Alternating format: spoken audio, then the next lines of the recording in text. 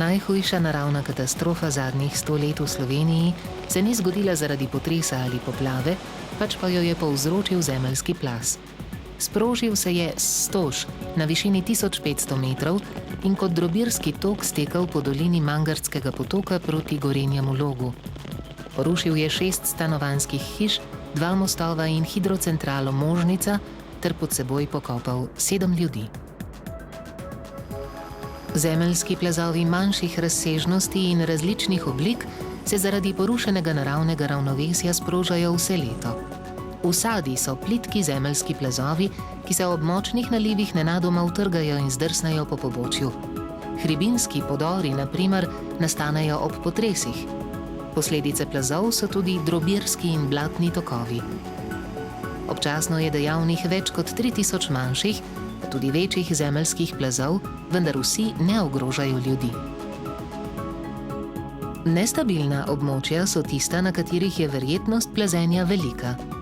Verjetnost plazenja pa je možna tudi na pogojno stabilnih zemljiščih.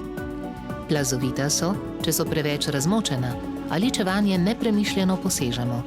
Takih je v Sloveniji 30%. Zemeljski plazovi se v geološko neugodnih območjih lahko sprožijo zaradi naravnih vzrokov, največkrat zaradi prevelike razmočenosti tal.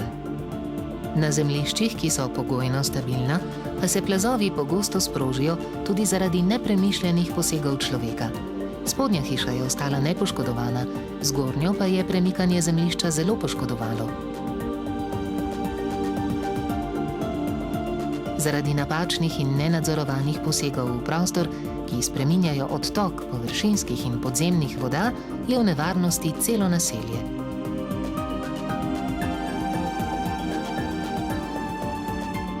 S podpornim zidom je mogoče uspešno ustaviti plazenje. Pretirano namakanje zemljišča preprečujejo kanalete iz nepropustnega materiala. Tudi pri odvodnjavanju cest voda ne sme odtekati na nestabilna zemljišča. Tako je bilo sanirano pobočje, ki je prej plazelo zaradi pretekanja vode. Zamakanje zemljišč, ki je vzrok za plazove, torej uspešno preprečimo z drenažo, pa tudi s primerno ureditvijo strug, studencev in potokov. Posebno pazljivo je treba odvajati tudi vodo s streh, stanovanjskih in gospodarskih poslopij ter dvorišč, saj se zaradi namakanja lahko sprožijo plazovi tudi tik ob hišah.